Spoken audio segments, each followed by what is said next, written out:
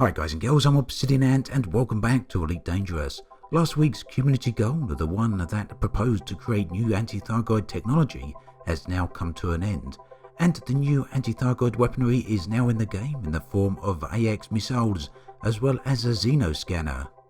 Now these can be used to help defeat a Thargoid, and they are pretty darn effective.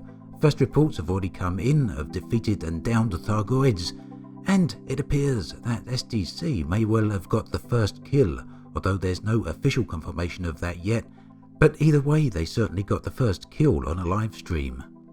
However, shortly after the first kills, Ed Lewis, community manager for Frontier Developments, did say that some of the Thargoids appear to be acting a little bit more timid than they perhaps should be. The implication then that perhaps not all Thargoids are created equally.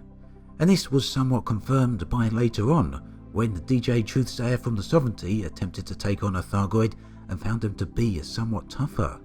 However, they too managed to get a kill in, and again SDC went back for a second kill and found that some Thargoids are indeed very tough. Now if you're thinking of going out and taking on a Thargoid, it's likely you're going to need to do so in a wing, or maybe even two wings. And at this point it's pretty clear that no one's going to be killing one of these solo. However, there will probably be new weapons further down the line, and some of them perhaps more powerful than the current missiles. This is something that we're going to have to wait and see as the story plays out and unfolds. Now if you want to see one of these epic battles in action, then you can do so through the Twitch channels that I've linked below. However, if you're feeling adventurous and you want to go and take on the challenge for yourselves, then you will need the AX missiles as well as the alien scanner. Both of these are obtainable in the game, and you can do so through either Alcazar's Hope, or indeed any military or high-tech planetary base, and that is worth a point underscoring. These weapons are only available on planetary bases, so you will need a copy of Horizons in order to access them. Going in and taking on a Thargoid is something I'll be doing on my own a little bit later on. I'll be hopefully organising a wing, getting together with a few people and recording that, but it's not something I'm able to do at the moment as I'm currently away from home. Now there are a few very interesting observations about the Thargoid battles, and you may want to stop the video now if you want to avoid spoilers, otherwise continue onwards. The Thargoids have the ability to regenerate very rapidly. In fact, you can knock them down to a 60% hull or 80% hull or something like that, and they will regenerate back to 100% in a matter of seconds. And this is all due to the fact that they have hearts. They are organic beings after all. Now these Thargoids have 4 hearts in fact, and each of them seems to wear down in turn. It appears that each heart individually attempts to regenerate the Thargoid's hull, and in doing so it weakens itself. Eventually it will become exposed or exerted, at which point you can target that particular heart through your subsystems and then deal as much damage as you possibly can. Eventually it will hit 0% and one of the petals will rip off the Thargoid.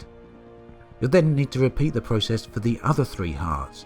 However, one thing worth noting, as the Thargoid gets progressively more damaged, it becomes increasingly agitated and gets more and more powerful and aggressive. And pretty soon they start dealing out caustic damage as well as a multitude of EMP blasts. The Thargoid also seems to go through a cycle where it can deal out a massive amount of damage in a very short amount of time. And eventually though, if you can keep up with the Thargoid and keep in the battle, the alien will die, and when it does so, it will explode, leaving behind a massive cloud of caustic gas. If you get this stuff on your ship, it's pretty much impossible to get off and will eventually result in your ship becoming completely destroyed. The only known way currently of fixing this is to get back to a station and repair your ship. Now the reward for killing a Thargoid is a 2 million credit combat bond. It also leaves behind a Thargoid heart. Although we have absolutely no idea what these are for at the moment, most likely a component for a future engineering project, or just maybe a component that will be used for creating a new weaponry at some point. So then, the Thargoids have arrived and the war has begun in earnest. After a multitude of kills from the Thargoids, humanity has now struck back and killed some of them in return. However, what does remain to be seen is how the Thargoids will react. Remember that patch 2.4 is coming out in multiple stages, so there's always the possibility, even if only a remote one, that just maybe around the corner is something darker and more intimidating. But either way, the Thargoids now currently represent the strongest, most powerful NPC in the game. They look like a serious challenge and a lot of fun, and it's something I'm looking forward to getting into when I get back home. I'll be back soon with some more videos. As always, thanks for watching, and I'll catch you guys and girls next time.